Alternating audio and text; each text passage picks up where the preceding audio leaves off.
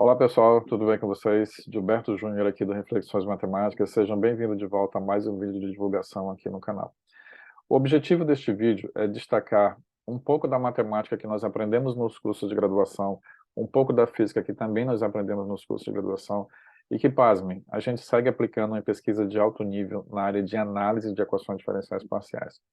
Se você tiver dúvida a respeito de algum termo técnico que eu falar aqui, deixa aí nos comentários que a gente segue trocando uma ideia. Eu faço questão de responder a todas elas. Eu vou deixar também o meu contato pessoal. Caso você queira uma cópia desse trabalho, eu também vou enviar para você, tá? Então, sem mais delongas, vamos lá ao vídeo. Este artigo, pessoal, ele foi publicado em Journal of Differential Equations, tá? Jornal de Equações Diferenciais. É um dos jornais mais importantes, é um dos periódicos mais importantes de circulação internacional na área de análise de equações diferenciais parciais, tá? E nós publicamos esse trabalho há 10 anos atrás, cujo título é o número de estabilidade do sistema de Timoshenko com second sound, tá? Eu resolvi trazer, compartilhar, destacar a matemática desse trabalho para vocês, porque ele é um dos trabalhos mais referenciados na nossa linha de atuação, tá? Pesquisadores de várias localidades do mundo sempre fazem referência a esse trabalho como sendo um dos mais importantes na área, tá? Então vamos lá. Este trabalho foi publicado por mim, quem vos fala aqui é Almeida Júnior, professor Santos aqui do UFPE, professor Munhoz Vera do LNCC no Rio de Janeiro, né? Bem aqui em A e B, olha, tá as devidas filiações, tá? Afiliações. Deixa eu enquadrar, diminuir um pouquinho aqui. Tá. Nós temos aqui um histórico do artigo. Na época, esse artigo nos causou uma grata surpresa, porque a aceitação dele foi muito rápida, né? Algo que para uma revista desse porte geralmente demora mais de um ano, né? Então, o que aconteceu? O editor, ele rapidamente, ele aceitou o trabalho para revisar. Ele poderia ter negado, mas ele viu que o trabalho era potencial. Ele passou para revisão, para os revisores, e por um processo que a gente chama de peer review. Os revisores gostaram, fizeram suas críticas, comentários e sugestões, nós corrigimos todas elas, reenviamos aqui em julho do mesmo ano e em agosto já estava publicado, né? Então, isso foi muito gratificante para a gente. Aqui nós temos um abstract, né, um resumo conciso, mas que dá uma ideia geral do trabalho.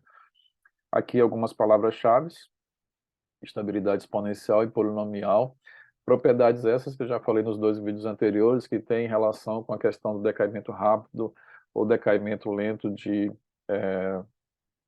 energias de sistemas que são representados por uma exponencial com expoente negativo, tá? Confere lá, que tem muita coisa legal. Aqui, pessoal, nós temos a introdução. Uma introdução de qualquer artigo impactante, de qualquer artigo que você consiga publicar em um periódico, ele tem que ter um pouco do histórico, tá? Sem ser muito enfadonho, sem ser muito redundante. Você tem que destacar os principais modelos da área. Quando eu falo em modelo, tá? Fixem que eu estou falando de equações diferenciais parciais. Você tem que destacar os principais modelos até chegar na tua proposta propriamente dita, tá?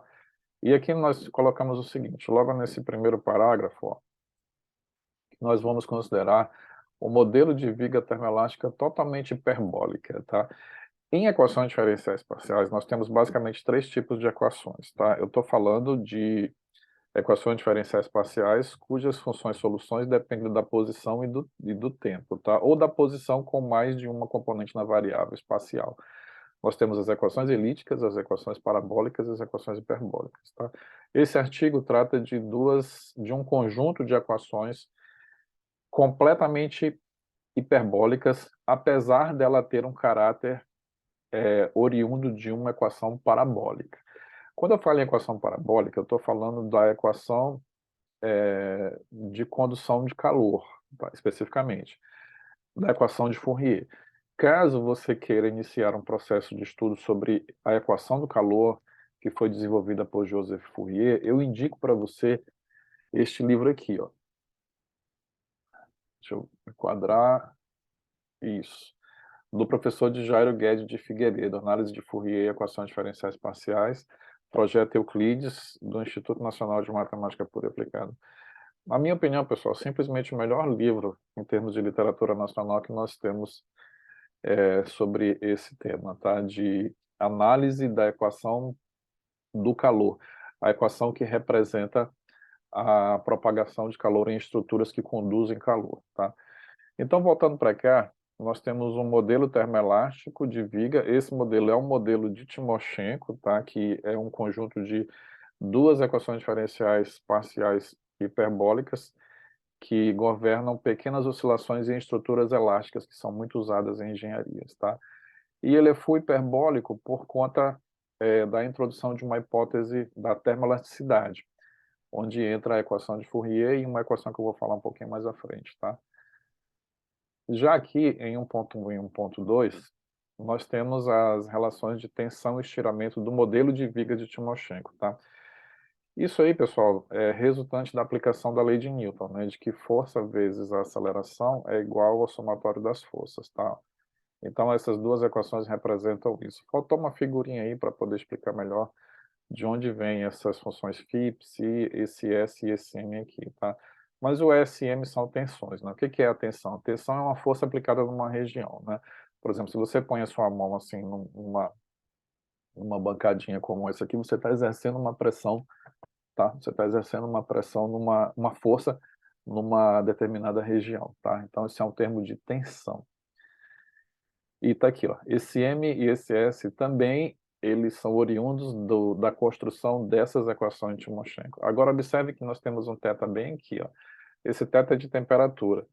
Então, a suposição que nós fizemos aqui é que essa temperatura está agindo só na direção dessa tensão aqui, ó, que é chamada de bend moment, tá?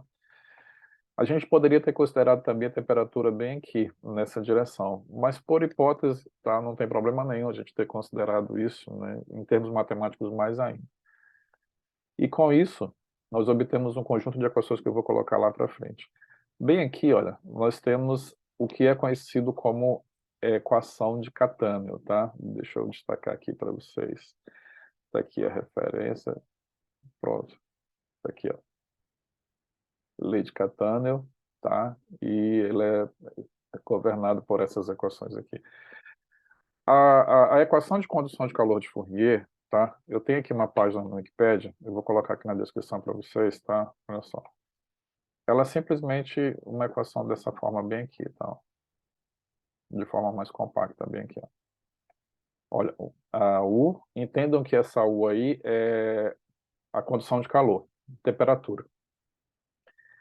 A derivada de U em relação a T é proporcional à segunda derivada de U em relação a X, tá? Então, nós temos o TT igual, proporcional a UXX, tá? Então, essa basicamente é a equação de condução do calor, a equação de Fourier, tá? E aí, novamente, eu indico para vocês, tá, o livrinho do Djaira aqui. Essa equação, pessoal, de Fourier, ela tem uma anomalia física, ela tem um problema físico, que para certos materiais a condução de calor seria instantânea. Algo do tipo, se você pegar uma placa metálica e aquecê-la numa ponta, esse modelo diz que instantaneamente a temperatura já passaria para o outro extremo da placa, né? Isso não é verdade para certos materiais, né? Então essa é a limitação do modelo de Fourier. Catâneo, ele considerou uma hipótese que os pesquisadores da área, nós dizemos que hiperboliza o modelo parabólico. O que significa hiperbolizar o modelo parabólico? Os modelos hiperbólicos, como por exemplo a equação da onda, são modelos que possuem velocidade de propagação totalmente limitada, e portanto você não tem uma anomalia física, tá?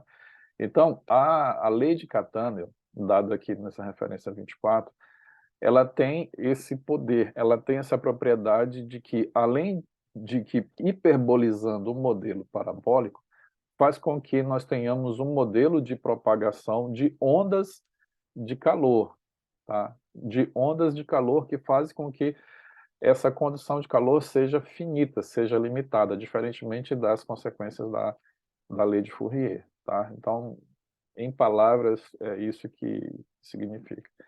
Então, aqui, olha, eu vou destacar para vocês, olha, essa equação bem aqui, ó. Esse θ, entendam que é um θ de temperatura, tá? Mas notem que eu tenho uma segunda derivada em relação ao tempo que caracteriza uma equação da onda, tá? Então, isso aqui não é propriamente uma equação da onda como a gente conhece, tá? Ela é uma equação hiperbólica de condução de ondas de calor, tá? De ondas de calor. Isso é conhecido como um fenômeno de second sound. ele corrige o primeiro sound, a primeira forma de condição de calor dada pela lei de Fourier. E aqui também eu separei para vocês, tá, uma página no Wikipedia, que, como eu disse, eu já verifiquei as informações. Ele fala um pouco sobre esse fenômeno de second sound, tá? Aqui está em inglês, mas é importante vocês se habituando com essa língua, tá? Second sound é um fenômeno da mecânica quântica no qual a transferência de calor ocorre por wave-like motion, ou seja, ocorre movimentos do tipo onda, tá? Você pode pegar bem aqui e traduzir para o português, ó, tá? Você pode também traduzir para o português. Está demorando um pouquinho por conta da internet aqui hoje. Vamos ver aqui. Pronto. Está resumido aqui em português, tá? Mas basicamente é isso. Ela hiperboliza a lei de Cattaneo, o second sound, hiperboliza o modelo parabólico e torna a velocidade totalmente limitada, tá? Vamos voltar aqui para o nosso trabalho. Bom, então o que foi que nós fizemos? Nós consideramos o modelo de Timoshenko não mais com a hipótese de Fourier, mas com a hipótese de Cattaneo, tá? E isso resultou nesse conjunto de equações 1.5, 1.6, 1.7, 1.8, tá? E aí, pessoal, entra uma pergunta, né? Principalmente uma pergunta que alguém de uma área mais aplicada faria, ou por exemplo, um físico, né? A pergunta é: esse modelo ele é fisicamente consistente, num certo sentido? O modelo ele tem uma certa consistência, tanto física quanto matemática. O que ele precisa para ter essa consistência? Ele não precisa ter todas as hipóteses realísticas, porque senão a gente teria um conjunto de muito mais equações do que somente essas 4 equações, tá? O balizador para a gente da área de análise é o fato de que nós temos uma energia cuja derivada é negativa. Nesse sentido, a gente tem um sistema um tanto que fechado, tá? Em que a gente pode fazer uma análise matemática bem consistente e alcançar os resultados. Isso não significa que esse modelo, mais uma vez, isso não significa que esse modelo seja o representativo da verdade, da realidade, porque ele está com um conjunto muito pouco de hipóteses. Mas veja, você colocar muitas hipóteses em um modelo, em uma equação, como eu falei, né? Modelo e equação aqui para a gente é sinônimo, tá? Vai ficar algo muito grande para você analisar, tá? Então, e além do mais, equações que tenham poucas hipóteses, elas também servem para a gente ir aumentando o grau de dificuldade e fazendo também inferências, tá? Então, essas são as equações de Timoshenko com o second sound. Resumindo, é o modelo de viga de Timoshenko sujeito a um efeito de temperatura onde a condição de calor é totalmente limitada. A gente não tem aquele efeito dado pela lei de Fourier, de que a propagação de calor seria de forma instantânea, de uma ponta a outra em questão de segundos, tá? Vamos lá.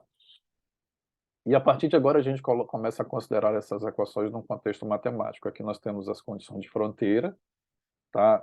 Cada uma dessas equações aqui, olha, a φ, ó, a psi, a θ de temperatura, esse aqui é do fluxo de calor, depende tanto da posição x quanto do tempo t. Aqui nós estamos analisando o caso unidimensional, tá? E aqui são as condições de fronteira, como é que essas funções se comportam na fronteira, né? No caso, a gente supôs que na fronteira ela é tudo zero. E aqui nós temos as condições iniciais, que servem para startar, para a gente construir uma solução, tá? E esse parágrafo bem aqui, ele diz respeito ao que a gente chama de número de estabilidade. Dado que o modelo que eu apresentei para vocês anteriormente, ele é um modelo completamente hiperbólico, com quatro funções e 5 ou 4 equações, né? 4 equações, ele tem mais de uma relação entre coeficientes que representam as velocidades.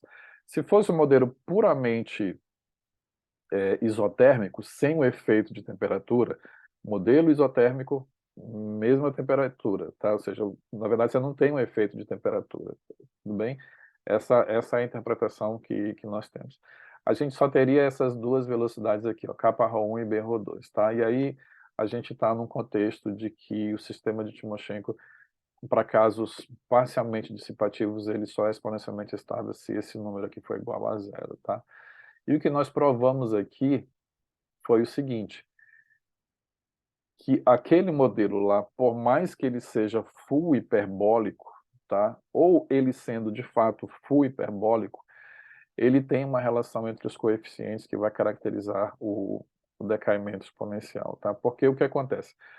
Até então, antes desse nosso artigo ser publicado, existia um entendimento no cenário internacional de que aquele modelo anterior que eu coloquei, que a gente colocou lá, né, esse aqui, ó, tá?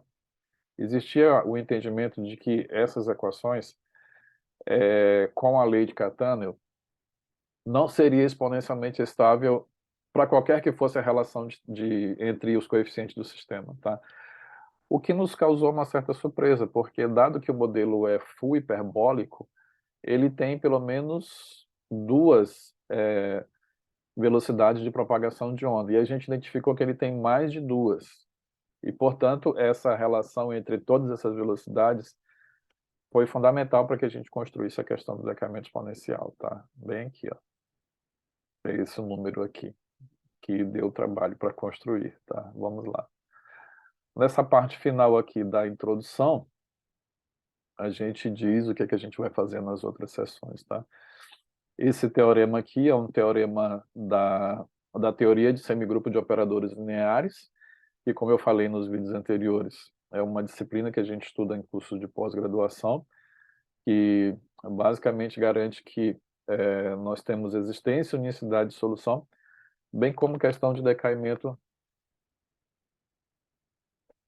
para sistemas de equações diferenciais ou para equações diferenciais parciais que podem ser escritos como um problema de Cauchy, tá?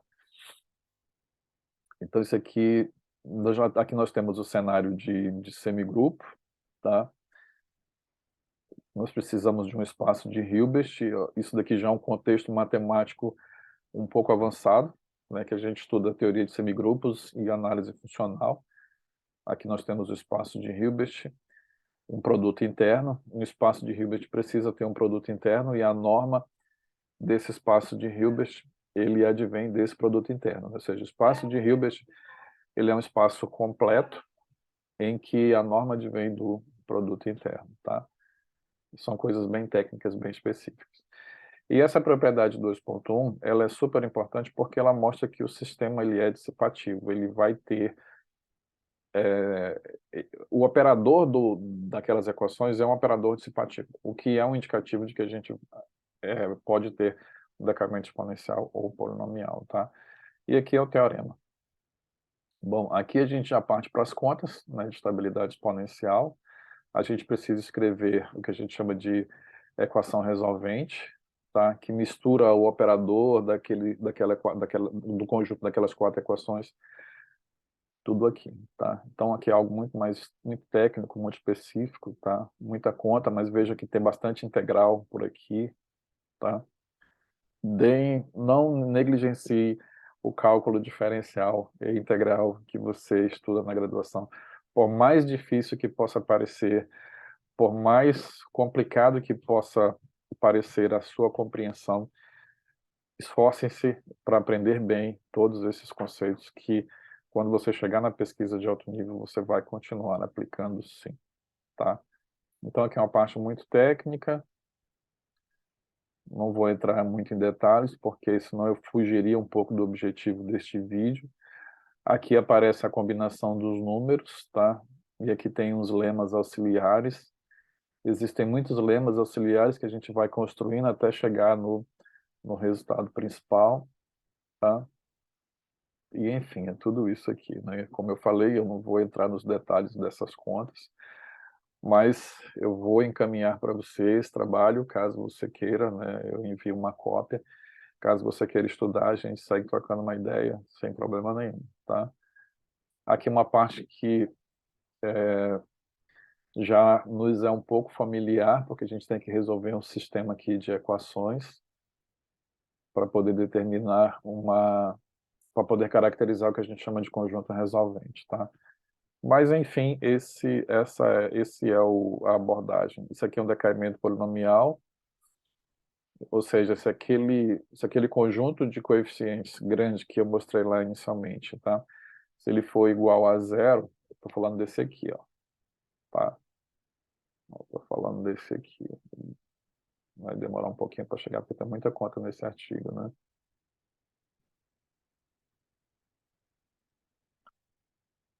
enfim, chegou. Se esse número aqui, se zero for igual a zero, nós temos o decaimento exponencial. Aí o decaimento das soluções é rápido para zero. O decaimento da energia das soluções é rápido para zero. Se esse número for diferente de zero, o decaimento é lento, tá? É isso que está querendo refletir esse número, tá?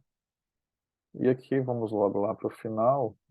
Foi um trabalho construído com 24 referências, mas sempre destacando, como eu falei lá na introdução, as principais referências da área, né? Sempre que a gente destaca os modelos.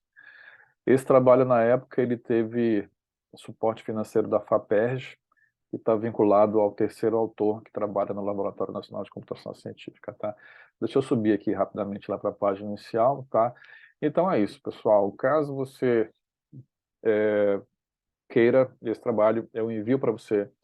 Se você quer se aprofundar nessa área, a gente segue trocando uma ideia. Eu farei questão de responder a todas essas perguntas. Compartilhe, deixe o seu like, faça seus comentários, colabore conosco na divulgação de matemática de qualidade, tá? Então é isso. Um grande abraço e até o próximo vídeo.